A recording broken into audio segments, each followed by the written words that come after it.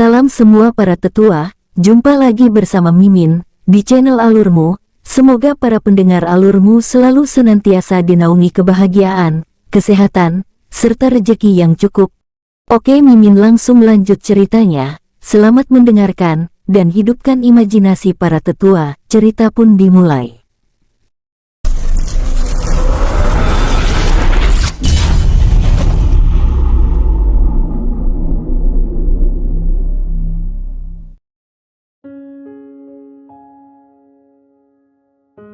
Wush, buom, terjadi ledakan keras, tubuh pemimpin Hiu tersebut hancur. Qiongdu menatap tajam pada Wu Dao dan Chen Chen dan yang lainnya, sambil menggelengkan kepalanya. Pergilah ke arah selatan, Junior King Ruo ada di sana, ucapnya lalu menghilang. Tiba-tiba sebuah sinar emas melesat masuk ke dalam badai pisau tersebut. Wush, buom, buom. Ledakan keras menghancurkan badai pisau tersebut. Di tengah badai itu berdiri seorang pemuda dengan satu tanduk kecil di kepalanya.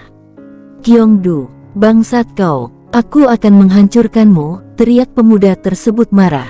Hahaha, sungguh lancang, Wenglong, kamu telah memasuki wilayahku dan masih berbicara sombong, dasar cacing kecil.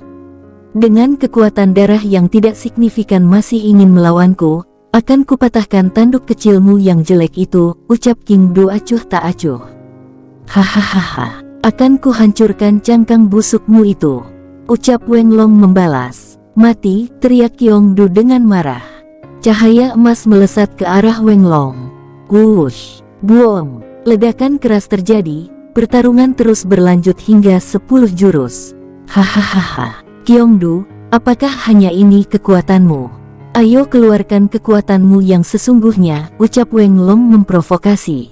Hahaha, baiklah Wenglong, sebelumnya aku hanya menguji kekuatanmu, sesuai dengan permintaanmu, aku akan bertarung dengan serius, balasnya.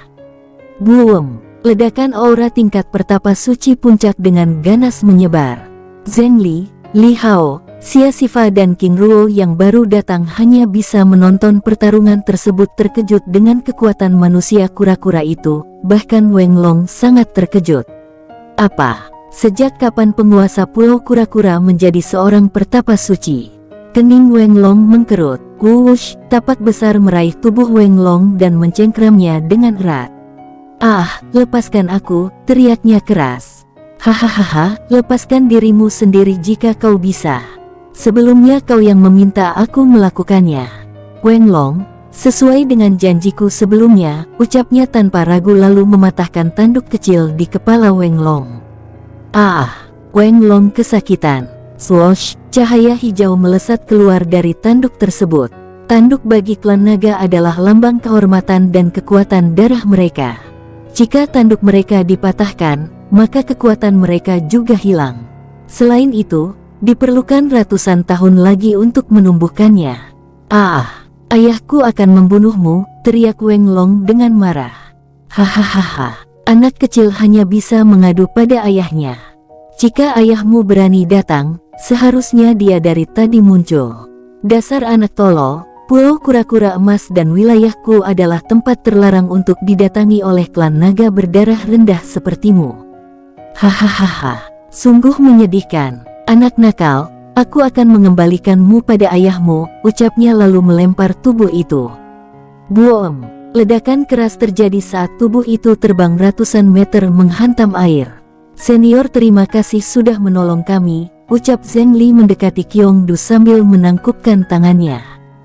Baiklah, aku tahu kalian adalah teman Junior Ruo, ucap Qiongdu. Senior, benar, aku adalah gurunya. Di mana King Ruo dan yang lainnya? Tanya Zhengli cemas. Guru, aku di belakang kalian, ucap King Ruo mengejutkan mereka semua. Hahaha, maaf kami terlalu fokus menonton pertarungan itu sehingga tidak memperhatikanmu, ucap Li Hao. Baiklah, ikuti aku, ucapnya lalu terbang ke arah pulau. Hahaha, itu sesepuh Zhengli, Senior Li, Senior Xia Xifa dan King Ruo, ucap Duan Qi senang. Kecemasan di wajah para murid akhirnya hilang. Baiklah, kalian semua ikuti aku, ucap Qiongdu lalu terbang ke tengah pulau. Di tengah pulau ada sebuah gua. Di mulut gua tersebut berdiri 7 ekor kura-kura hitam, satu di antaranya bertindak sebagai pemimpin. Ketika kura-kura itu melihat Kyongdu, mereka berubah menjadi manusia dengan cangkang hitam di punggungnya. "Tuan muda, Anda datang," ucapnya sambil membungkuk hormat. "Baiklah, bukakan pintu," ucapnya. Pemimpin kura-kura itu lalu membuka pintu yang ada di mulut gua. "Masuklah," ucap Kyongdu. "Saudara Kyongdu, ini," ucap Li Hou yang sangat terkejut. "Ya, ini adalah gerbang duniaku. Yang kamu lihat sebelumnya adalah celah dimensi yang aku buat sebagai perangkap," jawab Kyongdu sambil tersenyum. "Sungguh luar biasa," ucap King Helong dan Hye Long kagum. "Ini adalah dunia kami, klan kura-kura emas. Dunia ini diciptakan oleh leluhur kami Dewa Kyongchen, dan ini juga salah satu cara kami menjaga keturunan darah murni kami," ucap Kyongdu menjelaskan. "Kalian adalah yang pertama mengetahui keberadaan kami. Ingat, rahasiakan pertemuan ini, karena jika dunia luar mengetahuinya, maka kalian adalah orang-orang yang akan aku buru," ucapnya tegas. "Baiklah, kita sudah sampai," ucapnya. Di depan mereka sebuah istana giok berwarna hijau keemasan berbentuk kura-kura berdiri megah. Tangganya terbuat dari emas murni, di sepanjang kiri dan kanan jalan, bola-bola kristal bercahaya menjadi penerang. Di gerbang istana, berdiri 3 lapis prajurit. Lapisan pertama berpakaian zirah besi, lalu zirah perak dan zirah emas. "Ini sangat luar biasa," ucap King Hye Long kagum. "Senior Kyongdu, bagaimana dengan prajurit yang menjaga di depan mulut gua sebelumnya?" tanya King Ruo. "Saudara Ruo, mereka adalah prajurit tingkat pertapa suci. Jarang ada yang mampu mengalahkan mereka. Sebelumnya dirimu bisa masuk ke celah itu tanpa hambatan karena ada alasannya." "Baiklah, kita akan menemui tetua," ucapnya. Kyongdu lalu memanggil pelayan untuk melayani tamu-tamunya serta menyiapkan tempat baginya untuk beristirahat. "Yang lain silahkan istirahat dan memulihkan diri. Jika ada yang diperlukan, minta saja pada pelayan. Mereka akan menyediakannya," ucap Kyongdu lalu pergi ke dalam istana bersama King Ruo. Di dalam istana, tiba-tiba para tetua merasa kekuatan darah murni yang kuat menindas mereka. "Siapa ini?" tanya salah satu tetua kura-kura yang tiba-tiba Kyongdu dan King Ruo masuk. "Ayah, para tetua, aku mengenalkan seorang teman," ucap Kyongdu singkat. "Patriark dan para tetua, aku King Ruo," ucapnya memperkenalkan diri. Para penghuni istana masih terdiam tanpa reaksi. Mereka menatap King Ruo dengan tatapan tajam mencoba menyelidikinya dengan seksama. Melihat sikap itu, Kyongdu merasakan ada yang salah. "Ayah dan para tetua, saudara King Ruo adalah orang yang telah menolongku. Jika bukan karena dia, pecahan 7 jiwaku tidak akan bisa disatukan lagi," ucap Kyongdu mulai kesal. "Dari mana asalmu, saudara kecil?" tanya Kyongdu kepada King Ruo. "Aku berasal dari wilayah barat benua teratai biru." "Lalu kemana tujuanmu?" tanya salah satu tetua kura-kura tersebut. Rasa penasaran mereka diaduk. Mereka adalah eksistensi yang sangat kuat, tetapi mereka merasa tertindas oleh pemuda dengan tingkat kultivasi yang lebih rendah. "Kami tidak pernah ingin ke pulau ini sebelumnya, dan kami dari barat hendak ke jantung benua teratai biru, tetapi di tengah perjalanan kami dihadang oleh badai pisau, sehingga kami berada di pulau ini," ucap King Ruo menjelaskan. "Saudara King Ruo, maaf jika kami berperilaku demikian. Kami harus berhati-hati, karena tidak sembarang orang yang dapat masuk ke istana kami. Jika saudara kecil mengizinkan, kami akan melakukan hal kecil pada saudara, apakah boleh?" tanya Patriark. "Apa yang perlu aku lakukan?" tanya King Ruo. "Kami ingin melihat kekuatan darah saudara. Apakah boleh?" "Apa, lancang sekali. Apakah seperti ini cara kalian memperlakukan tamu-tamu kalian?" ucap King Ruo mulai marah.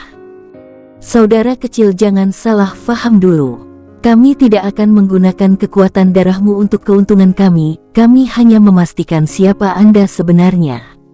"Saudara kecil, kami perlu menjelaskan bahwa kami bukan dari benua ini, dan kami memiliki banyak musuh," Itu sebabnya kami perlu berhati-hati, ucap Patriark Kyongdi. Tidak perlu dengan melihat darahku, ucapnya lalu melempar lencana Phoenix emas pada Kyongdi. Jika kalian bukan dari benua ini, kalian akan tahu lencana itu, ucapnya kesal. Mata Kyongdi dan para tetua yang lain terbelalak. Dengan cepat mereka semua bersujud dengan kepalanya sampai menyentuh lantai. Kyongdu, apa yang kau lakukan? Cepat bersujud, teriak Kyongdi marah. Kyongdu yang masih bingung melihat perubahan semua orang yang tiba-tiba bersujud pada King Ruo. Penguasa muda, selamat datang di istana kami yang buruk ini. Sungguh sebuah kehormatan bagi klan kami. Penguasa muda mohon maaf atas tindakan kami sebelumnya, ucap Patriark merendah. Baiklah semuanya dapat berdiri, ucap King Ruo. Mereka semua lalu berdiri dan menatap pemuda tersebut dengan ketakutan di wajahnya. Sebelumnya mereka bertindak seolah-olah seperti penguasa, tetapi sekarang mereka merasa semut di hadapan pemuda tersebut. Walaupun tingkat kultivasinya rendah, tetapi statusnya dapat menghancurkan dunia kecil itu dalam sekejap. Penguasa muda, sudah ribuan tahun kami tidak melihat lencana itu. Terima kasih, ucap Kyongdi dengan mata berkaca-kaca bahagia. Baiklah, aku perlu kalian menjelaskan semuanya. Aku tidak tahu apa yang kalian lakukan, bahkan aku tidak tahu siapa kalian, ucap King Ruo tegas. Patriark dan para tetua saling berpandangan. Penguasa muda, apa hubungan Anda dengan penguasa agung Luo Feng? Tanya seorang tetua. Aku putranya, jawabnya singkat. Apa? Tetua tersebut hampir menjatuhkan lututnya, karena nama Luo Feng sungguh menakutkan. Apakah dia masih hidup? Tanya Patriark. Tentu, apakah kalian ingin bertemu dengannya? Tanya King Ruo. Wajah mereka semua berubah pucat pasi, terutama Patriark, keringat dingin mulai membasahi keningnya. Penguasa, itu tidak perlu. Kami hanya senang mendengar jika penguasa agung masih hidup, ucap Patriark tersebut. Sikap kalian sangat mencurigakan. Aku tidak berpikir ada hubungan yang baik antara kalian dengan ayahku, dan aku ingin kalian menjelaskan secara jujur apa yang terjadi. Jika kalian berbohong, maka kalian perlu menemuinya, ucap King Ruo. King Ruo masih kesal dengan sikap mereka sebelumnya yang ingin melihat kekuatan darahnya. Karena ayah angkatnya dengan keras meminta dirinya untuk tidak memperlihatkan darahnya kepada orang lain, apalagi orang yang tidak dikenal. Patriark Kyongdi lalu meminta King Ruo duduk di kursi utama istana, lalu dia mulai bercerita. Ribuan tahun yang lalu terjadi perang besar di daratan ilahi, sehingga terbentuklah berbagai faksi. Klan Kyong yang berada di daerah selatan bergabung dengan klan Dewa Luo dan mengabdi padanya. Saat itu, selain perang besar, perang internal juga terjadi kepada klan Luo. Saat itu penguasa agung meminta bantuan kepada klan Kyong, tetapi klan Kyong tidak dapat membantu, terutama leluhur Dewa Kyongchen yang saat itu mempertahankan gerbang istana surga selatan. Pada saat leluhur Kyongchen kembali ke klan Luo, perang telah usai tetapi penguasa agung dan putranya Luo Jian menghilang. Sisa keluarga yang tersisa dan tetap setia kepada penguasa agung tidak ingin melihat alasan keterlambatan leluhur Kyongchen. Lalu dia mengecap kami juga ikut terlibat dalam perang tersebut. Selain itu, keluarga kedua terus memburu keluarga klan utama dan para sekutunya termasuk kami, sehingga kami perlu tetap waspada dan berhati-hati sampai saat ini. Saat itu, leluhur kami Dewa Kyongchen memperingatkan kami untuk berhati-hati pada keluarga kedua, dan memerintahkan kami untuk terus mengabdi pada terah dari penguasa agung. Pada saat penguasa muda memasuki istana ini, kami dapat merasakan kekuatan penindasan darah murni dari klan Luo, tetapi kami tidak tahu apakah penguasa muda dari keluarga kedua Luo, atau keluarga utama Luo. Itu sebabnya kami ingin melihat darah penguasa muda sebelumnya, ucap Patriark Kyongdi mengakhiri ceritanya. Baiklah, terima kasih penjelasan kalian. King Ruo lalu menggoreskan telapak tangannya lalu setetes darah emas mengambang. Apakah ini sudah dapat meyakinkan kalian? Tanya King Ruo. Penguasa muda benar, itu darah terah keluarga utama klan Luo, karena terah keluarga kedua klan Luo darah mereka berwarna emas kehitaman, balas Patriark Kyongdi. Darah yang mengambang tersebut melesat menuju kening Patriark Kyongdi. Tubuhnya bergetar saat darah emas itu memasuki tubuhnya. Sungguh kekuatan darah yang luar biasa. Penguasa muda, terima kasih, ucap Kyongdi sambil bersujud pada King Ruo. Dengan diberikannya darah tersebut, maka klan Kyong sekali lagi mengabdi dan diberikan kesempatan untuk memulihkan nama baiknya. Bahkan darah yang diberikan oleh King Ruo dapat meningkatkan kekuatannya. Ayahku tidak pernah menceritakan hal ini sebelumnya padaku. Selain klan Kyong, klan apa lagi yang mengabdi kepada keluargaku? Tanya King Ruo. Penguasa muda, ada banyak klan yang mengabdi pada penguasa agung, tetapi yang benar-benar setia pada penguasa agung setidaknya ada 7. Di antaranya klan Murong, klan Guo, klan Tian, klan Jiu, klan Chie, dan klan Yang. Penguasa muda, daratan ilahi dibagi ke dalam 7 kekuasaan, sedangkan penguasa agung Luo Feng adalah penguasa wilayah selatan dengan menguasai setidaknya ratusan, bahkan ribuan klan dan wilayah, jelas Kyongdi. Kyongdi menceritakan tentang benua ilahi dengan sangat detail, sehingga King Ruo menjadi faham. Patriark, terima kasih atas informasinya, ucap King Ruo. Tuan muda tidak perlu memanggil aku dengan sebutan Patriark, itu adalah tabu, panggil aku Kyongdi saja, ucapnya tegas. Baiklah, kami tahu penguasa muda sudah sangat lelah, oleh karena itu, silahkan penguasa muda beristirahat. Kyongdu, antar penguasa muda ke istana utama. Baik ayah. Kyongdu lalu membawa King Ruo ke dalam istana megah dan indah. Saudara Kyongdu, tolong bawa istriku ke sini, pinta King Ruo. Penguasa muda, aku tidak pantas dipanggil seperti itu. Aku adalah hambamu, perlakukan aku sebagai hamba, ucapnya bersujud. Aku yang menginginkan kau sebagai saudaraku, jadi dengarkan aku sebagai saudara, balas King Ruo tegas. Baiklah, penguasa, aku undur diri, ucapnya lalu pergi meninggalkan King Ruo. Di ruangan biasa tempat para tamu, di sana terlihat King Ling, Xia Xifa, Chen Chen dan yang lainnya sedang mengobrol.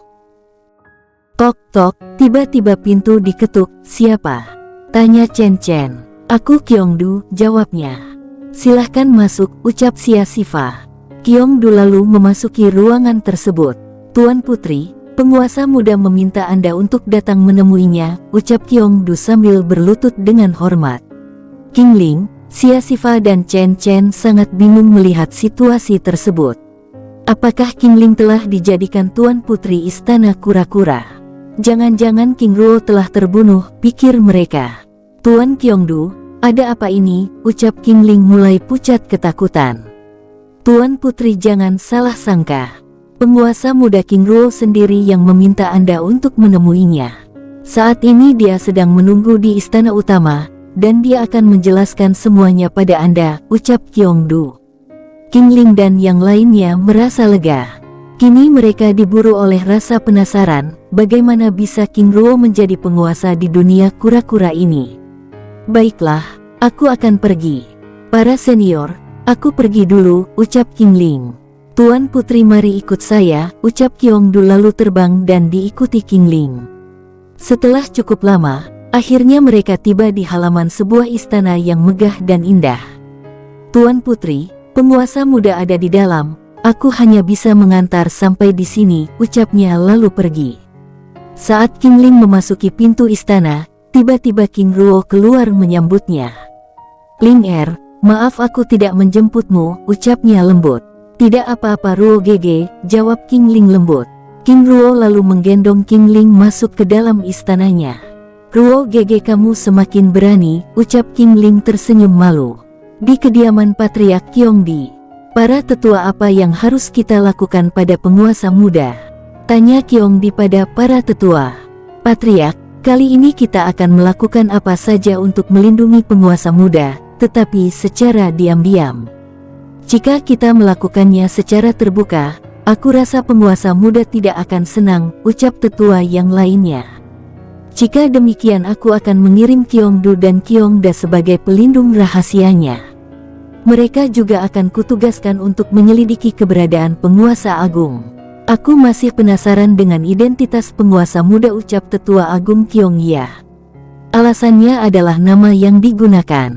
Seharusnya marga Luo, tetapi penguasa muda menggunakan marga King. Tetua Agung Kyongya. Menurutku itu merupakan salah satu cara penguasa agung melindungi putranya dengan menggunakan nama marga ibunya. Aku tegaskan, tidak ada yang boleh menyelidiki kasus ini, karena ini sangat penting demi keselamatan penguasa muda. Anehnya, penguasa muda juga tidak mengetahui tentang benua ilahi, ucap tetua yang lainnya menimpali. Selain itu, apakah para tetua meragukan darah yang diberikan padaku serta lencana Phoenix yang ditunjukkannya pada kita? Satu hal yang harus kita tahu, lencana seperti itu hanya ada dua, yaitu milik penguasa agung dan putranya penguasa muda Luo Jian.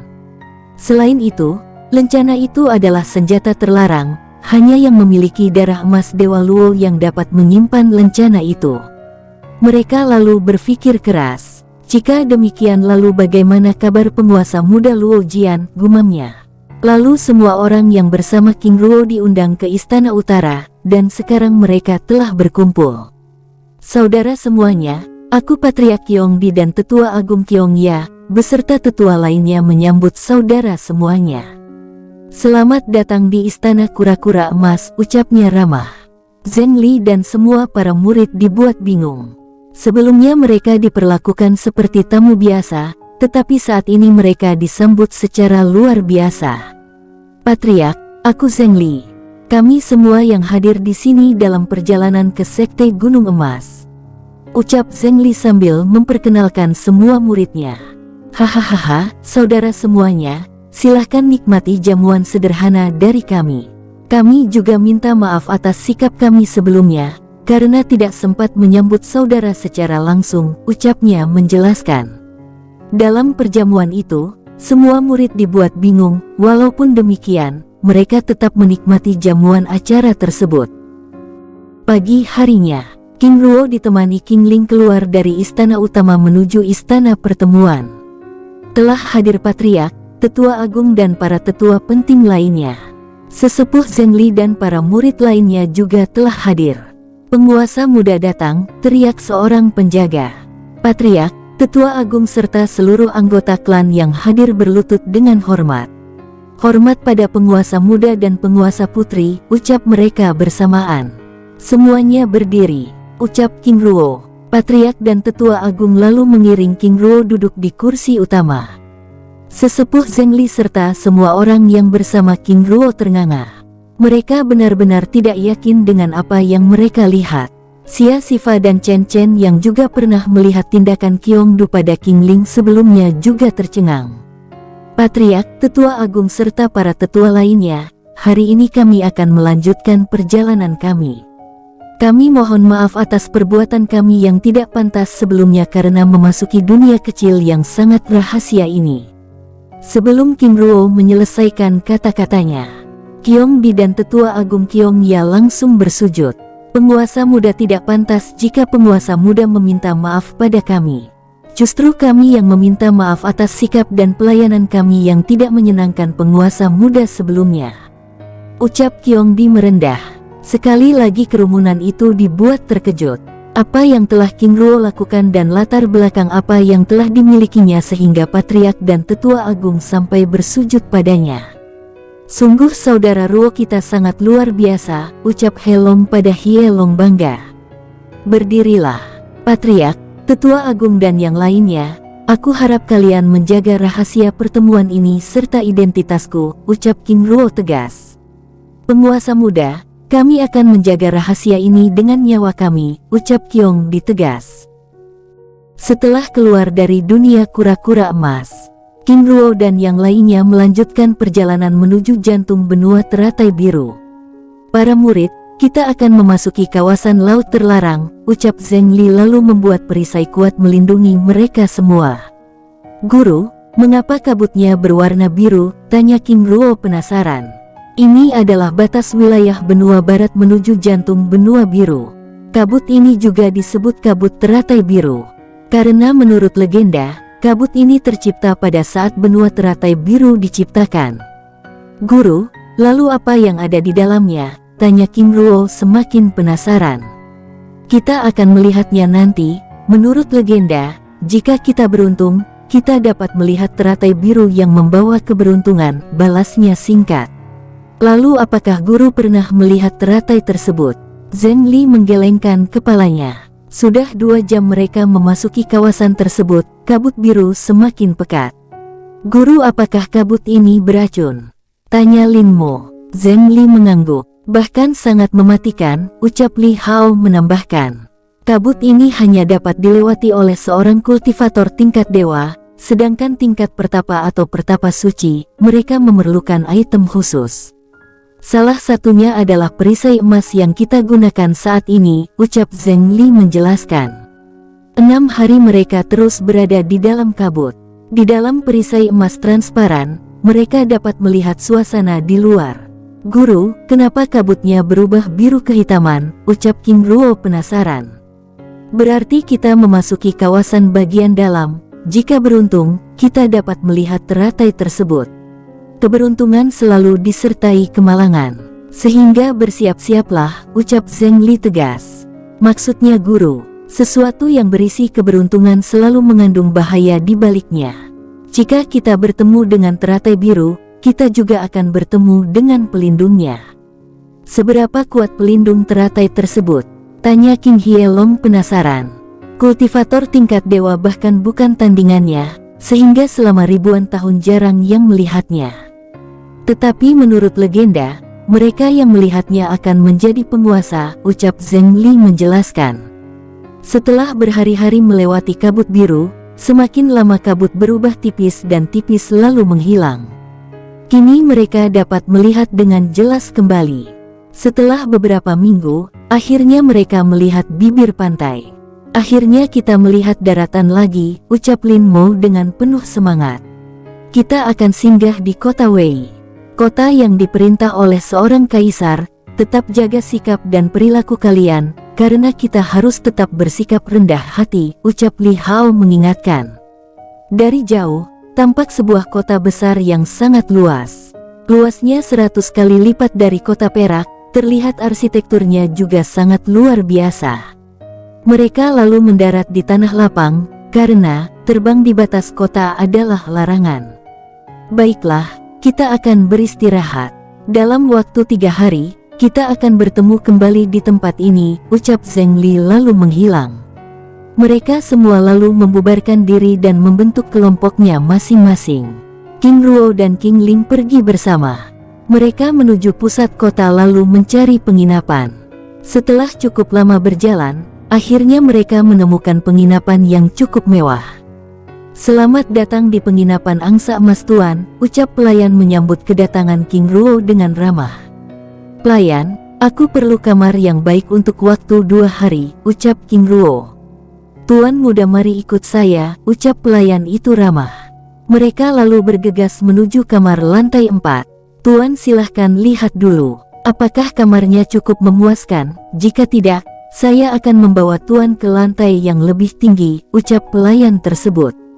Baiklah, aku ambil kamar ini, balas King Ruo. Tuan, untuk pembayarannya dapat dilakukan di muka. Selain itu, makanan akan kami antar setiap jam makan, ucap pelayan ramah. Berapa harga yang harus kubayar? Tanya King Ruo. 1000 kristal jiwa Tuan, karena untuk 1 harinya 500 kristal jiwa. Harga itu sudah termasuk biaya makan dan yang lainnya. Jika Tuan memerlukan sesuatu, Tuan dapat menghubungiku, ucap pelayan itu menjelaskan. King Ruo lalu memberikan kantong yang berisi 2000 kristal jiwa pada pelayan tersebut. Tuan muda, ini lebih dari cukup, ucap pelayan tersebut. Lebihnya itu untukmu, ucap King Ruo. Pelayan itu lalu pergi dengan hati senang. Sungguh tuan muda yang dermawan, ucapnya. Kota Kekaisaran Wei merupakan kota yang sangat luas. Luasnya 100 kali lipat dari kota Perak. Kota Wei saat ini dipimpin oleh seorang kaisar dari keluarga Bai, yaitu Bai Zhang. Kekaisaran Wei terdiri dari 10 kerajaan dan beberapa sekte kuat. Di ibu kota kekaisaran, ada 10 klan utama yang terlibat langsung dalam pemerintahan. Salah satunya adalah klan Tian. Saat ini, pihak istana sedang mengadakan pertemuan penting. Kaisar, Aku tidak akan mentolerir sikap Raja Kitong. Selama ini mereka menikmati kemakmuran kita tetapi lalai dalam pajak. Aku rasa itu tindakan yang disengaja, ucap Jenderal Hong Qiu marah. Menteri Pertahanan Hekong, apa pendapat Anda? Tanya Kaisar. Kaisar, aku setuju dengan pendapat Jenderal Hong, tapi keberadaan pasukan Kekaisaran Bei yang ada di daerah perbatasan utara perlu kita antisipasi terlebih dahulu. Selain itu, Liga Bayangan di wilayah barat juga mulai bergerak, ucapnya. Lapor, pertahanan utara telah diserang, saat ini pasukan Kekaisaran Bei telah berhasil merangsek masuk. Jenderal Ni dan Jenderal Chong tewas, ucap Komandan Lang Qi yang melapor. Berapa banyak pasukan dari pihak musuh? Tanya Kaisar. Kurang lebih 150.000. 25.000 merupakan pasukan berkuda, 20.000 pasukan pemanah dan sisanya pasukan tombak dan pasukan pedang, ucap Komandan Lang Qi. Semua orang di ruangan itu terdiam beberapa saat. Jenderal Hong, Jenderal Lang Qin. Aku serahkan 200.000 pasukan. Baik Yang Mulia, ucap kedua jenderal tersebut lalu beranjak pergi. Jenderal Ling, dalam 2 hari rekrut prajurit dari murid sekte secara besar-besaran. Pilih mereka sebagai persiapan menghadapi Liga Bayangan, ucap Kaisar Wei. Baik Yang Mulia, ucap Jenderal Ling lalu pergi. 500.000 pasukan tetap disiagakan di ibu kota, ucapnya. Kaisar, bagaimana dengan 500.000 pasukan kita yang saat ini di perbatasan timur? Tanya Perdana Menteri Wei Long. Segera panggil mereka, ucap Kaisar. Komandan Lang Qi, kirim pasukan intelijen untuk menyelidiki kekuatan Kekaisaran Bei. Baik Yang Mulia, jawab Komandan Lang Qi berlutut lalu undur diri.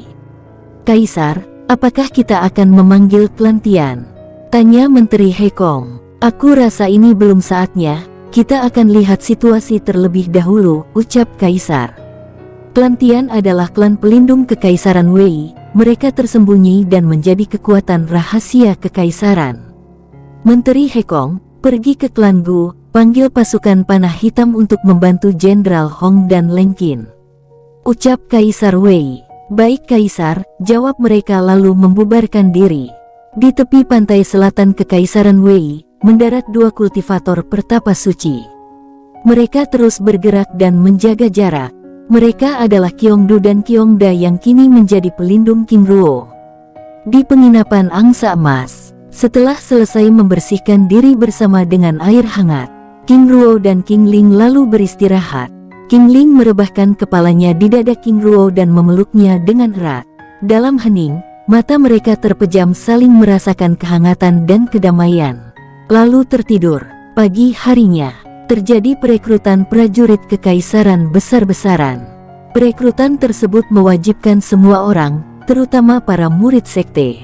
Perekrutan tersebut merupakan persiapan menghadapi Liga Bayangan. Di halaman penginapan Angsa Emas, prajurit Kekaisaran telah berdiri, mereka terus mencari murid-murid sekte untuk direkrut sebagai prajurit cadangan. King Ruo dan King Ling yang baru keluar dari ruangan terkejut dengan situasi tersebut, mereka diarahkan ke halaman penginapan. Kekaisaran dalam bahaya, sehingga memerlukan partisipasi semua orang untuk terlibat menjadi prajurit cadangan dan ini wajib. Ucap prajurit, semua kultivator yang ada lalu diarahkan di alun-alun kota. Di alun-alun kota, telah berkumpul banyak orang. King Helong, Hielong, Lin Mo dan yang lain juga sudah ada. Saudara Ruo, kamu juga datang, ucap Helong melihat King Ruo. Mereka lalu dibagi berdasarkan tingkat kekuatannya. King Ruo dan King Ling menjadi prajurit tingkat surga. Helong dan Hielong dan Lin Mo menjadi prajurit tingkat langit. Setelah dikelompokkan, mereka lalu diarahkan ke barak prajurit Kekaisaran. Dalam 2 hari, perekrutan prajurit telah selesai. Di Istana Kekaisaran, Kaisar, perekrutan prajurit telah selesai dilakukan, telah terkumpul 295.000 pasukan, ada 100.000 prajurit tingkat bumi, 75.000 prajurit tingkat surga, 50.000 prajurit tingkat raja dan 50.000 tingkat kaisar, serta 25.000 prajurit tingkat tinggi, ucap Jenderal Ling melaporkan pekerjaannya. Baiklah. Jenderal Ling bersama Jenderal Chong yang bergerak, bawa pasukan ke arah barat untuk menghadang pasukan Liga Bayangan. Di barak penginapan, King Ruo dan King Ling sedang berkultivasi bersama. Tiba-tiba giok komunikasi bersinar. Tetua Zheng Li memberitahu bahwa mereka akan pergi setelah perang usai. Mereka semua diminta terlibat dalam perang sebagai bagian dari latihan. Tok, tok, tiba-tiba kamar mereka diketuk. Jenderal Ling memerintahkan untuk segera bergerak, ucap suara dari luar. King Ruo dan King Ling keluar. Wajah prajurit tersebut sangat terkejut setelah melihat ada gadis yang sangat cantik bersama seorang pemuda dalam satu ruangan. Matanya yang tajam melihat King Ling dengan liar. Baiklah, kamu segera menuju pasukan sedangkan kamu tetap di sini, ucapnya tegas. King Ruo mengerutkan keningnya. Maksudnya? Tanya King Ruo mulai kesal.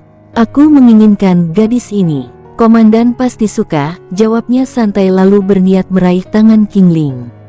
Tiba-tiba, slas, pedang perak memotong bahu prajurit tersebut. Teriaknya kesakitan. Tubuhnya bergetar karena menahan rasa sakit. Tidak hanya itu, King Ruo juga menusuk kedua mata prajurit itu lalu menendangnya keluar. Di halaman, prajurit lain yang melihat tindakan King Ruo segera menghampirinya. Saudara, apa yang terjadi? Menyerang prajurit utama kekaisaran adalah pelanggaran berat, ucapnya pada King Ruo. Tanyakan padanya mengapa aku harus memotong tangannya, ucap King Ruo acuh tak acuh. Segera lapor pada komandan. Ada pengkhianat di pasukan kita. Teriak prajurit yang terluka tersebut dengan marah sambil menahan rasa sakit di kedua tangan dan matanya. Komandan Choi Cheng dan beberapa komandan lainnya serta beberapa prajurit tingkat tinggi datang. Siapa yang berani melukai prajurit kekaisaran? Tanya komandan pasukan Choi Cheng dengan kasar. Komandan, kedua orang ini adalah pengkhianat dalam pasukan, ucap prajurit yang terluka melapor. Hahaha, sungguh berani, tangkap mereka, ucap komandan Choi Cheng pada prajurit dengan tatapan liar saat menatap King Ling. Pada saat prajurit hendak menangkap King Ruo dan King Ling, King Ruo tanpa ampun memotong tangan mereka. Slas. 10 prajurit itu meringis menahan tangannya yang tiba-tiba terpotong begitu saja. Jika ada yang berani menyentuh istriku, aku akan tanpa ragu untuk membunuhnya, ucapnya acuh tak acuh.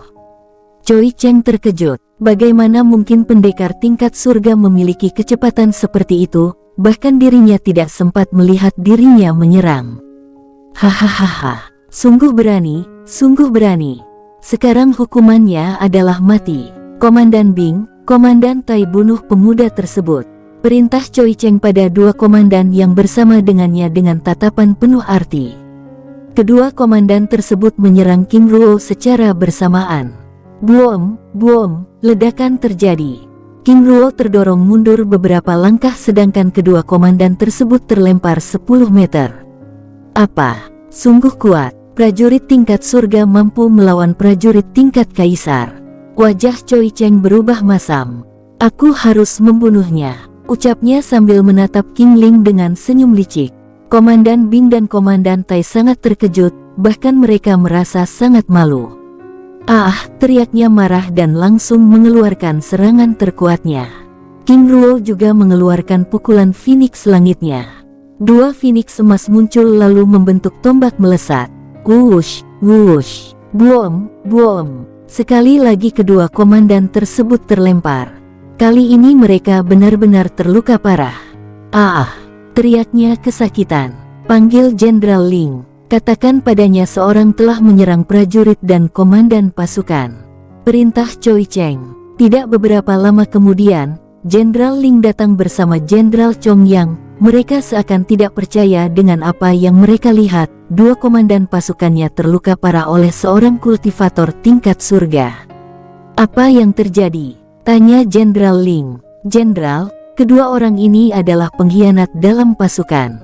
Mereka menyerang para prajurit kita, ucap Komandan Choi Cheng menunjuk King Ruo dan King Ling. Kedua jenderal tersebut menatap King Ruo dengan penuh selidik. King Ruo terlihat tenang dan tenang. Anak muda, Apa penjelasan Anda atas tuduhan yang diucapkan komandan pasukanku? Tanya Jenderal Ling. King Ruo hanya menatap Jenderal Ling dan Jenderal Chong yang dengan tenang. Aku tidak pernah menyangka moral para prajurit kekaisaran Wei sungguh buruk, terutama komandan Anda yang satu ini, tunjuk King Ruo mengarah pada Komandan Choi Cheng. Jenderal Ling dan Chong yang mengerutkan keningnya. Jenderal, tunggu apalagi, bunuh dia karena telah menghina prajurit kekaisaran, ucap Choi Cheng. Tutup mulutmu, teriak Jenderal Chong yang marah. Jenderal yang terhormat, Anda telah melihat sendiri perilaku komandan Anda. Tanpa ragu, King Ruo langsung menyerang Choi Cheng dengan serangan terkuatnya. Tapak emas raksasa terbentuk lalu menampar ke arah Choi Cheng dengan keras. Wush, wush, boom. Ledakan keras terjadi. Choi Cheng terlempar 10 meter, tangan kanannya juga hancur pada saat pukulannya bertabrakan dengan serangan King Ruo.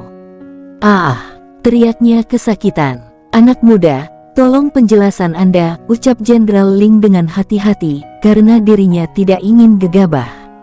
King Ruo menghampiri Choi Cheng, lalu memotong tangan kirinya, dan berkata, ini karena kau berniat menyentuh istriku. Lalu pedang peraknya juga menusuk kedua matanya, tus, tus. Ini karena kau menatap liar istriku, ucapnya acuh tak acuh. Tidak hanya itu, King Ruo juga menghampiri prajurit yang telah dibutakan sebelumnya. Karena kau memberikan tuduhan palsu, kau harus mati, ucapnya lalu selaas, kepala prajurit tersebut terlepas. King Ruo terus berjalan lalu menghampiri Komandan Bing dan Komandan Tai. Sebagai seorang komandan, Anda berdua sungguh tidak bijak dan membantu orang lain melakukan kejahatan, ucapnya lalu, selas, selas. Pedang memotong kedua tangan komandan tersebut. Kedua jenderal itu mematung. Mereka seakan tidak percaya pada apa yang mereka lihat. King Ruo tanpa takut membunuh prajurit dan komandan pasukan tepat di depan matanya. Akhirnya kedua jenderal tersebut mengerti. Anak muda, kami tahu bahwa bawahan kami salah, tetapi membunuh prajurit kekaisaran adalah kejahatan, ucap Jenderal Chong Yang. Jenderal, apakah Anda memaklumi perbuatan jahat prajuritmu, dan apakah aku tidak boleh melawan ketika orang lain ingin membunuhku? Sungguh konyol, Jenderal. Prinsipku adalah membunuh orang yang ingin membunuhku, menghormati mereka yang menghormatiku, dan aku menumpas berbagai bentuk kelaliman dan melawan ketidakadilan. Jika apa yang aku lakukan salah, tunjukkan kesalahan itu, dan jika aku benar lalu di mana penghargaan atas kebenaran itu, ucap King Ruo. Sungguh lancang, teriak Chong yang mulai marah. Jenderal, seharusnya kalian senang karena aku menumpas orang-orang yang akan merusak reputasi prajurit kekaisaran, balas King Ruo. Jika demikian, lantas apa yang Anda inginkan? Tanya Jenderal Ling. Jenderal, tidak ada hal lain yang ingin aku lakukan, karena aku sudah melakukan apa yang seharusnya aku lakukan.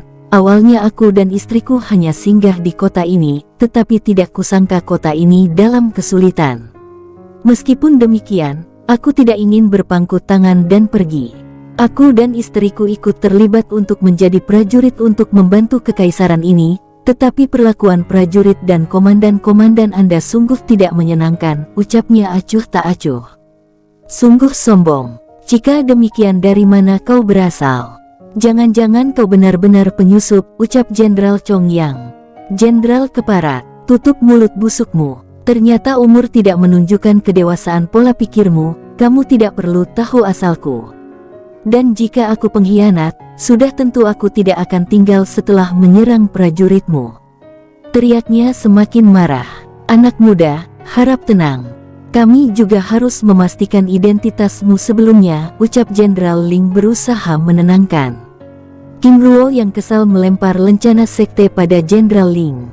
Pada saat melihat lencana tersebut, Jenderal Ling terdiam dan bergetar. Tuan muda dan nyonya muda, mari ikut saya ke istana kekaisaran, ucapnya merendah. Choi Yang, kamu juga ikut, ucapnya lalu bergegas ke arah istana kekaisaran.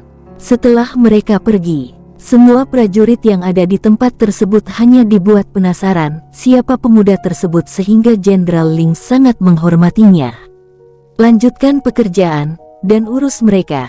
Ucap salah satu komandan pasukan yang ditinggalkan memberi arahan pada prajurit untuk segera melanjutkan pekerjaannya. Di aula istana kekaisaran, Kaisar Baizong, Perdana Menteri Wei Long dan Menteri Pertahanan He Kong, serta menteri yang lain terlihat sedang membahas strategi dengan serius. Jenderal Ling dan Jenderal Chong Yang menghadap, ucap juru bicara istana.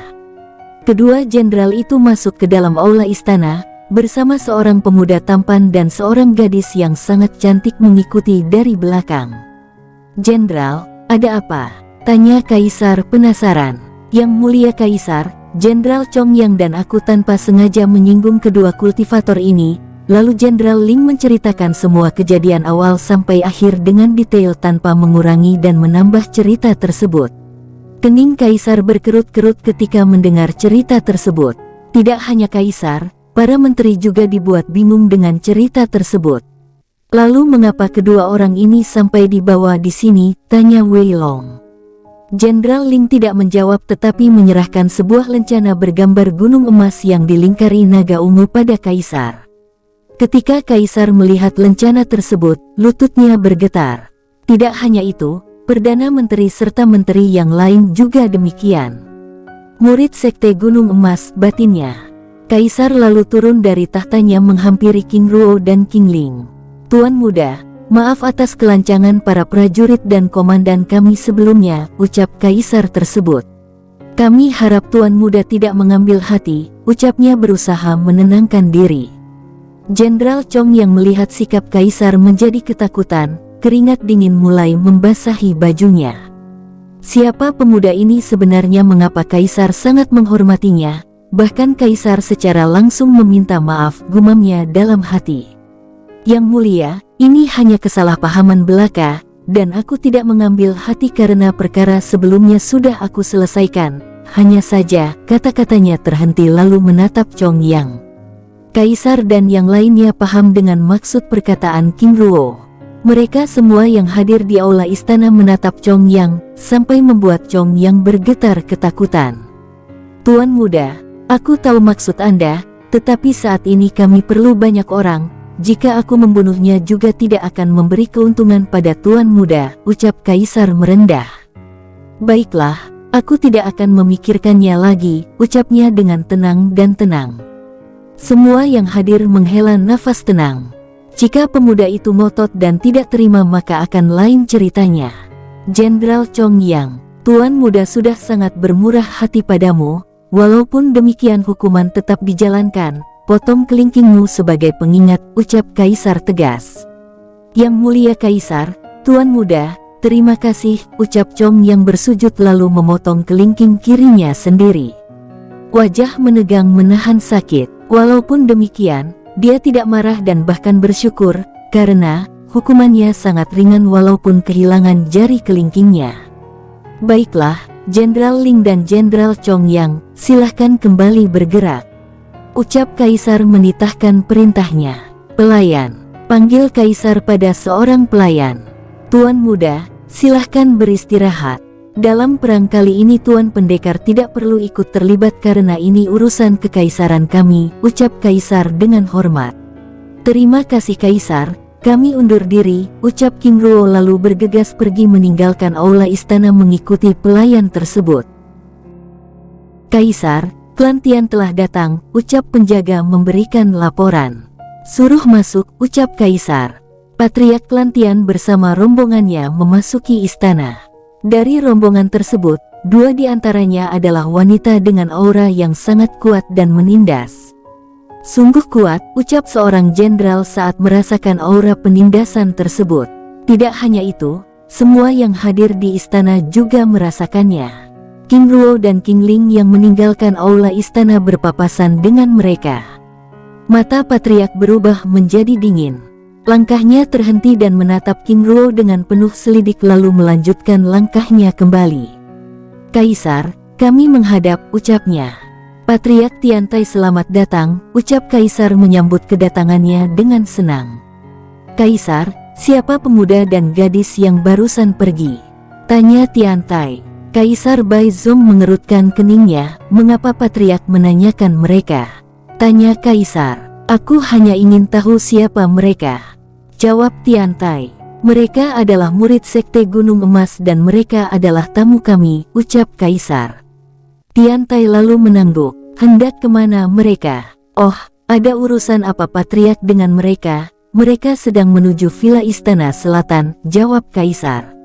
Melalui telepati, Tian Feng, Tian Luye pergi dan selidiki mereka. Setelah urusan selesai, aku akan menemuinya, ucap Tiantai memerintahkan orang-orangnya. Baiklah, Kaisar, kita lanjutkan pembicaraan kita, ucap Patriark Tiantai. Di Villa Istana Selatan, Tuan Muda, silahkan beristirahat, jika ada yang Tuan Muda perlukan, Tuan dapat menghubungi saya, ucap pelayan itu dengan hormat. Terima kasih pelayan, ucap King Ruo lalu masuk ke dalam ruangan. Ruo Gege, aku ingin membersihkan diri dulu. Baiklah, ucap King Ruo. King Ling lalu pergi meninggalkan King Ruo. Setelah King Ling pergi, King Ruo mengambil sikap berkultivasi. Sebelumnya di barak prajurit kekaisaran, dirinya sedang berusaha menerobos ke tingkat raja, hanya saja proses tersebut terganggu oleh kedatangan prajurit. Setelah cukup lama, King Ling yang telah selesai membersihkan diri kembali dengan menggunakan gaun putih sederhana lalu duduk menunggunya yang sedang berlatih. Tiba-tiba bush, cahaya keemasan keluar dari tubuh King Ruo. Aura tingkat raja memancar dari tubuhnya. Akhirnya menerobos, ucapnya senang sambil tersenyum menatap King Ling yang memandangnya dengan penuh kekaguman. Sebelumnya, di kota Perak, dirinya hanya tahu tingkat kultivasi tertinggi adalah tingkat surga, tetapi setelah bertemu dengan Luo Feng dan membaca kitab yang diberikan padanya, ternyata ada banyak tingkatan dalam kultivasi. Ada 15 tingkat kultivasi, mulai dari tingkat bumi, tingkat langit, tingkat surga, tingkat raja, tingkat kaisar, tingkat pertapa suci, tingkat spiritual, tingkat dewa bumi, tingkat dewa langit, tingkat dewa surga, tingkat raja dewa, tingkat kaisar dewa dan tingkat penguasa. Ling Er, aku akan membersihkan diri, ucapnya beranjak pergi. King Ling hanya mengangguk sambil tersenyum. Sambil menunggu King Ruo selesai membersihkan diri, King Ling melihat-lihat kitab yang diberikan King Ruo. Begitu banyak kitab kultivasi dan kitab teknik tingkat tinggi yang dimilikinya. Dirinya hanya perlu waktu dan tempat untuk mempelajarinya. Di luar Villa Istana Selatan, berjarak 5 km, Tian Feng dan Tian Luye berdiri mengawasi villa tanpa sedikit pun memalingkan matanya. Mereka dengan serius menjalankan tugas yang diberikan Patriark Tiantai padanya. King Ruo yang telah selesai membersihkan diri menghampiri King Ling lalu memeluknya dari belakang dengan diam-diam. Ruo Gege, apa yang kau lakukan? Apakah aku tidak boleh memeluk istriku? Ucapnya lembut. Ruo Gege, kau mengejutkanku, tapi bagaimana kau melakukannya? Aku bahkan tidak dapat merasakan kehadiranmu, ucap King Ling penasaran. King Ruo lalu memberikan kitab.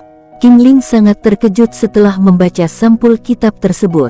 Kitab teknik langkah bayangan, ini adalah kitab tingkat puncak, ucapnya dengan senang. Pelajari dengan giat, ucap King Ruo. King Ling sangat senang karena bertambah satu lagi koleksi kitab tinggi yang dimilikinya. Baiklah, aku akan mempelajarinya dengan baik Ruo Gege, jawabnya lalu mulai membuka kitab tersebut. Sudah lama aku tidak membuka kitab Dewa Luo, gumamnya dalam hati. Baiklah, aku juga akan berlatih, ucapnya lalu mencari tempat lain.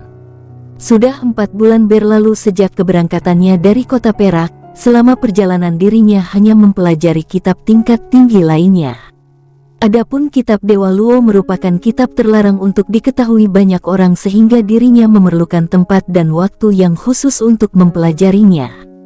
Bahkan King Ling tidak tahu akan hal tersebut. Selain itu, kitab pusaka Dewa Luo juga tidak dapat dipelajari orang lain, hanya yang memiliki darah Dewa Luo yang dapat mempelajarinya. Tangannya mulai membuka kitab ketiga. Mantra formasi Dewa Luo, ucapnya membaca kitab tersebut. Mantra dan formasi adalah aspek penting bagi seorang kultivator, yaitu bagaimana cara meminjam kekuatan langit dan bumi untuk menjadikannya sebagai perisai perlindungan dan senjata untuk menyerang. Mantra dan formasi sangat efektif jika tidak ingin bertarung secara langsung. Kitab mantra dan formasi Dewa Luo adalah sebuah teknik yang mengenalkan cara menggunakan kekuatan langit dan bumi secara ekstrim, yaitu bagaimana cara menguasai, menggunakan dan memodifikasinya.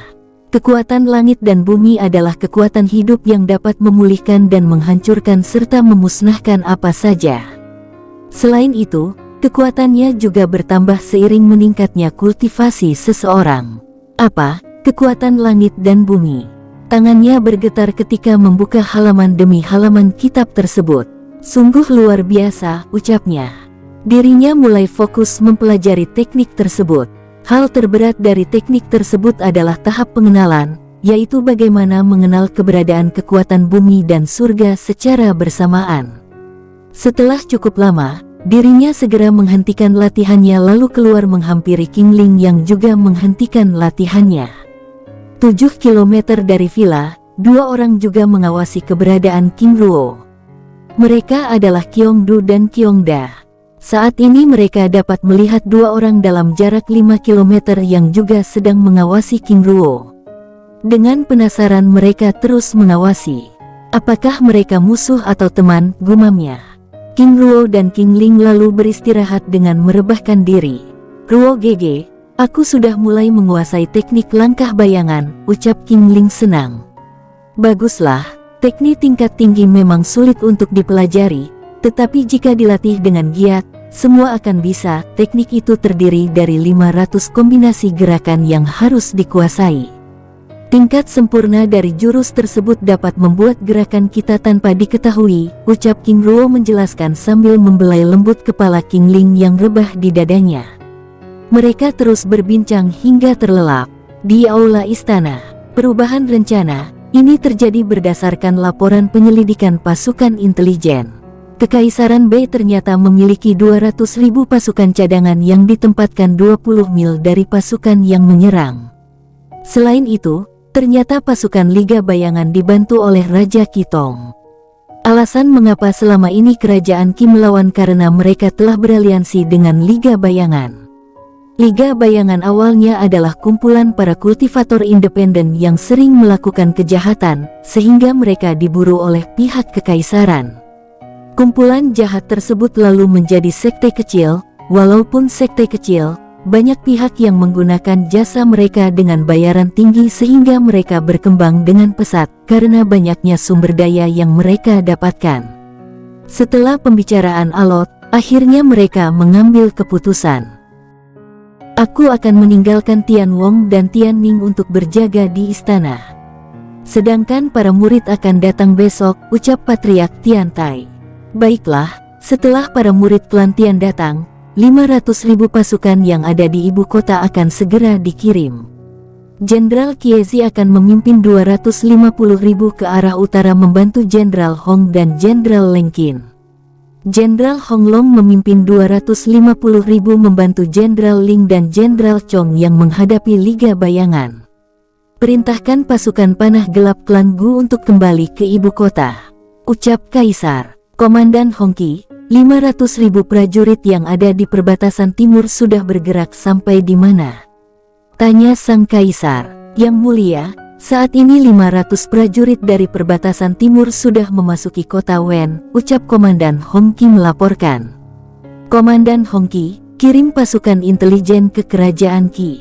Kita ingin tahu apakah keterlibatan Kitong beraliansi dengan Liga Bayangan adalah kerjasama kedua belah pihak, atau pihak kerajaan Qi dipaksa oleh Liga Bayangan.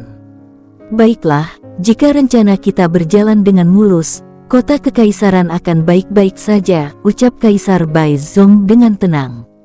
Baiklah, semua orang boleh membubarkan diri untuk beristirahat, walaupun demikian, kita harus tetap siap siaga. Ucap Kaisar mengakhiri pertemuan tersebut.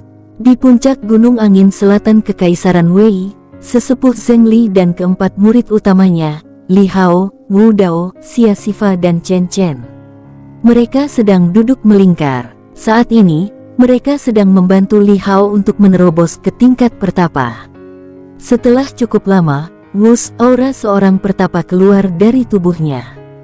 Akhirnya aku berhasil, Guru, Semuanya terima kasih, ucap Li Hao senang. Hao Gege, selamat telah menjadi pertapa, ucap Xia Sifa dengan mata berbinar. Dirinya sangat senang akan hal itu. Ingin dirinya memeluk kekasihnya tersebut tetapi merasa tidak enak dengan guru dan lainnya. Selain Li Hao yang telah menjadi kultivator pertapa, Wu Dao, Xia Sifa dan Chen Chen juga sudah menjadi kultivator kaisar tingkat puncak yang sebentar lagi akan menjadi seorang pertapa. Sedangkan sesepuh Zheng Li juga akan menerobos ke tingkat spiritual. Semuanya, tetap awasi murid yang lain. Walaupun mereka kuat dan berbakat tetapi tingkat kultivasi mereka masih sangat rendah, ucap Zheng Li mengingatkan murid seniornya untuk tidak lalai pada juniornya. Pagi harinya, Ling Er, apakah dirimu sudah siap? Tanya King Ruo. Aku sudah siap Ruo Gege, balasnya. King Ling keluar dengan gaun putih sederhana dengan memakai cadar sutra. Walaupun menggunakan cadar, matanya yang indah masih menunjukkan kecantikannya. King Ruo ternganga. Ling Er, apa yang kau lakukan? Ucap King Ruo. Aku tidak ingin selalu menjadi pembawa masalah, balasnya pelan. Tapi kau masih terlihat cantik. King Ruo mendekati King Ling lalu mencium keningnya. Sepertinya mulai saat ini aku sudah tidak bisa mencium pipimu, godanya. King Ruo menatapnya lembut lalu sekali lagi mengecup keningnya. Tetaplah menjadi milikku, ucapnya lembut. Ruo Gege. King Ling menatap kekasihnya dengan penuh cinta dan kehangatan. Baiklah, ayo kita keluar, ucapnya sambil bergandengan tangan. Di halaman villa. Swos, swos, swos.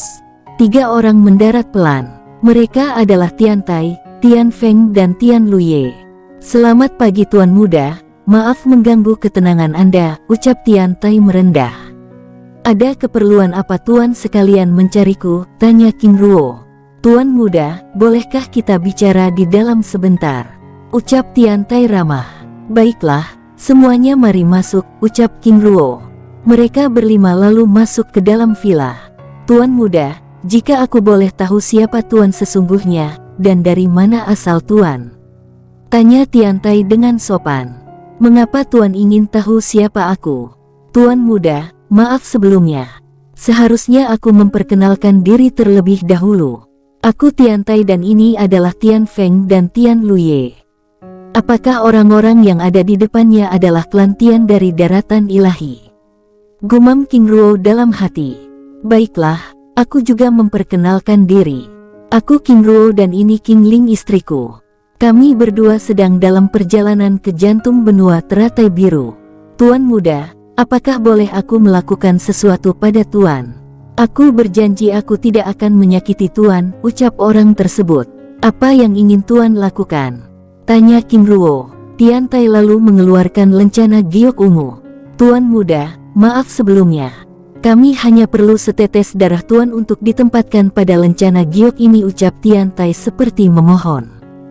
Jelaskan dengan rinci maksud dan tujuan kalian mengapa aku harus melakukannya, ucap King Ruo mulai terlihat marah. Dirinya selalu ingat pesan Luo Feng untuk tidak menunjukkan kekuatan darahnya pada sembarang orang, walaupun dirinya sudah tahu orang yang ada di hadapannya adalah klan Tian.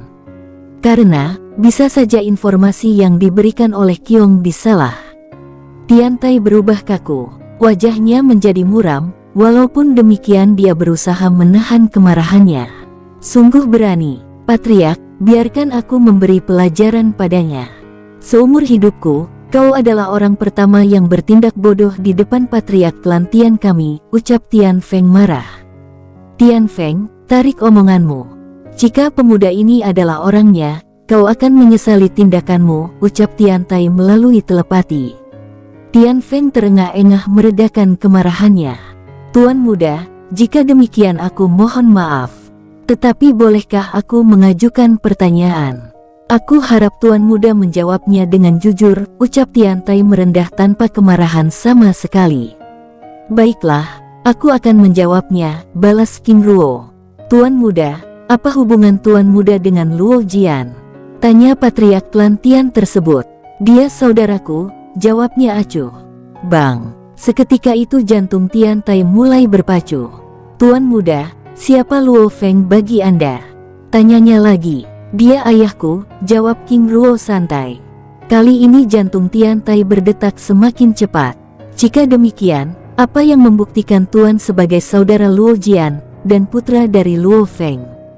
Tanya patriark lagi. Seketika itu, pedang langit biru mengambang di atas kepala King Ruo. Apakah ini cukup? Ucap King Ruo. Tian Tai dan yang lainnya terdiam. King Ruo lalu menunjukkan lencana Phoenix emas. Tian Tai lalu berlutut, matanya memerah dan mulai menangis terseduh-seduh. Sungguh pemandangan yang lucu ketika melihat seorang sesepuh yang sangat tua dengan rambut putihnya menangis terseduh-seduh sambil bersujud sebanyak 3 kali dengan kepalanya menyentuh lantai, lalu berdiri. Penguasa muda, ucapnya lalu memeluk King Ruo dengan erat. Tian Feng dan Tian Luye tercengang dengan tindakan Tian Tai. Sungguh pemandangan yang langka. Bahkan ketika putranya Tian Ao mati, Tian Tai tidak mengeluarkan setetes pun air matanya. Tetapi di hadapan orang asing dirinya menangis terseduh-seduh. Tian Feng, Tian Luye, beri hormat pada penguasa muda. Ucapnya tegas. Kedua orang itu lalu berlutut dan bersujud sebanyak 3 kali di hadapan King Ruo. Baiklah, sekarang pergi ke istana kekaisaran. Panggil Tian Wong dan Tian Ning untuk datang ke sini. Segera, ucapnya tegas. Penguasa muda, bagaimana namamu menjadi King Ruo? Apakah kau menggunakan marga ibumu? Tanya Tian Tai penasaran. Itu adalah rahasia, ucap King Ruo, mulai ramah. Penguasa muda, apakah penguasa muda Luo Jian masih hidup? Dia sudah mati, ucap King Ruo sedih. Apa? Tidak, bagaimana mungkin? Luo Jian adalah jenius dan pemilik tubuh kaisar langit, ucap Tian Tai dengan mata kesedihan. Tapi itulah faktanya. Perang itu sungguh di luar dugaan telah membunuhnya. Pedang yang Tuan lihat adalah pedangnya, ucap King Ruo dengan suara rendah. Penguasa muda, jangan panggil aku Tuan. Itu adalah tabu dan terlarang. Panggil aku Tian Tai, dan itu adalah namaku. Ucapnya tegas. Penguasa muda, lalu bagaimana dengan penguasa agung? Penguasa agung saat ini masih hidup dan sehat-sehat saja, balas King Ruo. Syukurlah. Aku harap suatu saat aku masih diberikan kesempatan untuk bertemu dengan penguasa agung. Aku sangat merindukannya, ucap Tian Tai dengan mata menerawang. Tiba-tiba 4 orang masuk menghentikan pembicaraan mereka.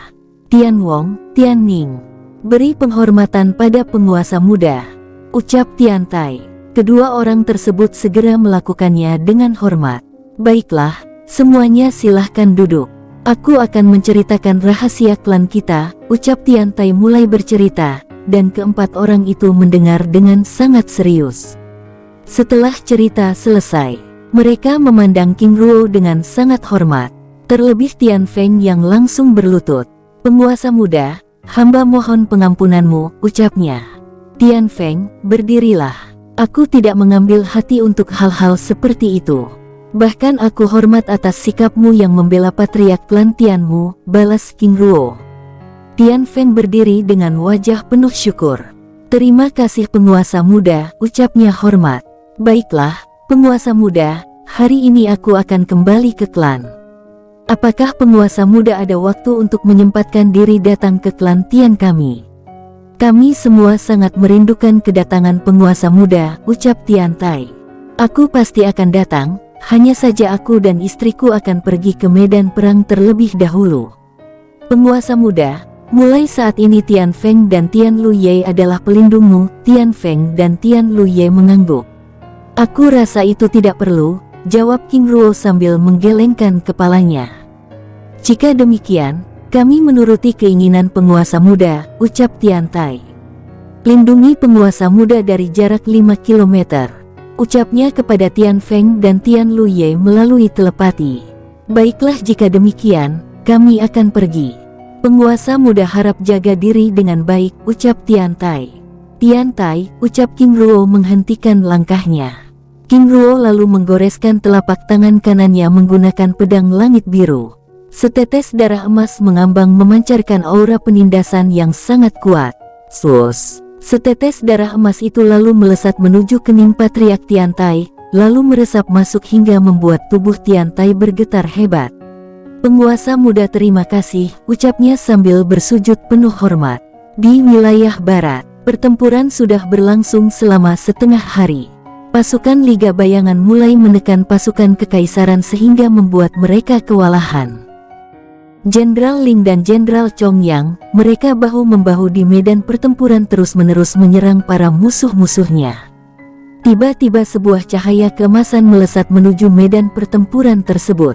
Wush, wush, bumem, bumem. Satu persatu musuh di langit dihancurkan dan jatuh ke bawah. Tombak emas muncul bergetar hebat lalu membelah menjadi ratusan tombak emas melesat ke depan. Swos, swos, bumem, bumem. Ledakan terjadi. Ratusan prajurit tingkat surga berjatuhan seperti hujan dari langit. Sangat kuat, ucap prajurit yang menyaksikannya. Melihat serangan tersebut, semangat perang mereka dibangkitkan. Serang, teriak para prajurit mulai bersemangat kembali. Di atas langit, setiap 100 tombak emas tercipta, maka 100 prajurit Liga Bayangan juga jatuh tewas. Pasukan musuh mulai memperhatikan keberadaan serangan tersebut. Bahkan Jenderal Ling dan Jenderal Chong yang juga memperhatikan. Sungguh kuat, ucap Jenderal Ling kagum. Tetapi Jenderal Chong yang bergetar ketakutan. Saat dirinya keluar dari istana, Jenderal Ling menjelaskan latar belakang pemuda tersebut sehingga membuat dirinya sangat ketakutan. Pada saat itu, jika pemuda tersebut bersikeras, seluruh klannya akan dapat dihilangkan dalam sekejap. Serang pemuda itu, teriak komandan musuh. Swos, swos. 10 kultivator tingkat kaisar muncul mengepung King Ruo. Hahaha, mencari kematian, maka aku akan dengan senang hati melakukannya, ucapnya. Swos. 10 Phoenix emas muncul lalu membentuk tombak menyerang 10 kultivator tersebut. Buom, buom. Ledakan keras bersahut-sahutan. 10 orang tersebut terlempar dengan terluka parah. Pada saat tubuh mereka yang terluka jatuh, prajurit di bawah menyambut tubuh mereka dengan tombak dan pedang. Apa, kultivator raja tingkat dasar? Terus serang, ucap yang lain. Satu persatu prajurit mereka dijatuhkan. Melihat situasi seperti itu, nyali pasukan Liga Bayangan mulai ciut. Siapa pemuda itu? Mengapa dengan kemampuan ranah raja dasar dapat mengalahkan ranah tingkat kaisar? Panggil tetua. Teriak yang lain. Buom. Ledakan terus bergema memekakan telinga. Kemanapun King Ruo melangkah, satu persatu musuh berjatuhan. Swos. Tiba-tiba sinar hijau melesat ke arahnya. Buom. Ledakan keras mengakibatkan tanah di sekitar mereka bergetar. Selain itu, para prajurit kekaisaran yang ada di sekitarnya dibuat terbang. Semut berlagak seperti gajah, sambut kematianmu, ucap sosok sinar hijau tersebut dengan terus menyerang. Wush, buom. Slas. Sesosok pedang perak melesat ke langit menyambut serangan kultivator kaisar tersebut. Buom. Ledakan keras terjadi saat pedang bertabrakan dengan pukulan tersebut. Apa? Ada kekuatan langit dan bumi, ucap kultivator dari Liga Bayangan tersebut terkejut setelah beradu pukulan dengan King Ruo. Dirinya sudah menjadi kultivator kaisar baru belajar mengenal kekuatan tersebut, bayangannya mudah membunuh kini menjadi hilang. Panggil saudara Jiu, teriaknya sambil mundur. King Ruo juga terkejut, kekuatan langit dan bumi tingkat tinggi, sungguh luar biasa, batinnya. Saat mempelajari kitab mantra formasi Dewa Luo, dirinya berpikir bagaimana menggunakan kekuatan langit dan bumi, lalu menggabungkannya dengan kekuatan petirnya. Setelah dicoba, hasilnya sangat luar biasa. Melihat itu, King Ruo tanpa ragu menyerang kultivator tingkat raja dan kaisar yang ada di sekitarnya. Tiba-tiba swos, serangan dengan aura gelap mengarah padanya. Buom, ledakan terjadi mengakibatkan dirinya terlempar 10 meter. Walaupun demikian, tubuhnya tidak terluka, karena armor emas melindungi tubuhnya dengan baik. Apa? Sebenarnya siapa pemuda itu? Jiu Yiu terkejut. Serangannya tidak berarti sama sekali. Di lain pihak, King Ruo yang menerima serangan tersebut mulai mendidih, semangat tempurnya mulai terbangun. Slas, pedang perak menyerang Jiu Yiu. Serangan kuatnya mengiris langit. Wush, buom. ledakan terjadi. King Ruo tampak seperti kesetanan, serangannya semakin cepat dan kuat. Tindakannya dipengaruhi oleh teknik kultivasinya, yaitu kultivasi jiwa dewa yang sangat bertentangan dengan kekuatan kegelapan. Pukulan penghancur langit, teriaknya. Sesosok tapak tangan raksasa keemasan terbentuk, dengan kekuatan petir ungu mengelilingi tapak tangan tersebut menampar ke arah Jiu Yiu. Jiu Yiu terlempar terbang oleh serangan tersebut. Serangannya tertindas oleh aura dewa yang ada pada serangan tersebut. Serangan itu semakin kuat, karena King Ruo juga menyuntikkan kekuatan langit dan bumi serta kekuatan petir yang ada di dalam darahnya. "Ah!" teriaknya tanpa memberi waktu pada Jiu Yiu untuk menyiapkan serangannya. Buom, bumem. Mereka berdua sama-sama terlempar, kali ini darah mengalir dari bibir mereka. "Mo Cheng, ayo kita serang bersama," teriak Jiu Yiu pada kultivator kaisar yang bersamanya. Mereka lalu menyerang bersama. "Sayatan langit," teriak King Ruo mengeluarkan kekuatan penuhnya. Kekuatan langit dan bumi disuntikan dengan penuh pada serangan pedangnya. Slas, slah. Bayangan pedang mengiris serangan Jiu Yiu dan Mo Cheng. Boom, Mo Cheng terlempar, dengan sayatan pedang merobek dadanya. Darah deras keluar membasahi bajunya, sedangkan Jiu Yiu tangan kanannya terpotong. "Ah!" teriak mereka kesakitan. Naas terjadi kepada Jiu Yiu dan Mo Cheng. Mereka langsung dibunuh oleh prajurit kekaisaran yang menunggu di bawah. Jenderal Chong Yang dan Jenderal Ling yang melihat tubuh King Ruo terlempar segera menolongnya. "Tuan King, Anda terlalu memaksakan diri," ucap Jenderal Ling khawatir. "Bantu aku berdiri," ucap King Ruo berusaha untuk berdiri dengan susah payah. "Bawa Tuan King ke barak," ucap Jenderal Ling pada prajurit yang bersamanya. "Tidak apa-apa. Aku masih bisa bertarung," ucap King Ruo sambil berusaha berdiri. "Tapi Tuan, Anda terluka cukup parah. Jika Anda memaksa, akan berpengaruh pada pondasi kultivasi Anda," ucap Jenderal Chong yang khawatir. Keselamatan King Ruo adalah tanggung jawab kedua jenderal tersebut. Jika sampai terjadi sesuatu yang buruk, hukuman dari Kaisar akan sangat pedih. Bahkan sekte raksasa benua teratai biru akan mendatangi kota kekaisaran mereka. Membayangkannya membuat kedua jenderal itu bergidik. Melihat kekhawatiran kedua jenderal tersebut, King Ruo mengurungkan niat bertempurnya. Karena dirinya mulai merasakan ledakan kekuatan asing dalam tubuhnya. "Baiklah, aku akan memulihkan diri," ucapnya lalu pergi mengikuti komandan pasukan ke barat. Di sisi lain, King Ling juga bertempur dengan keras. Dirinya bertarung dengan kekuatan penuh.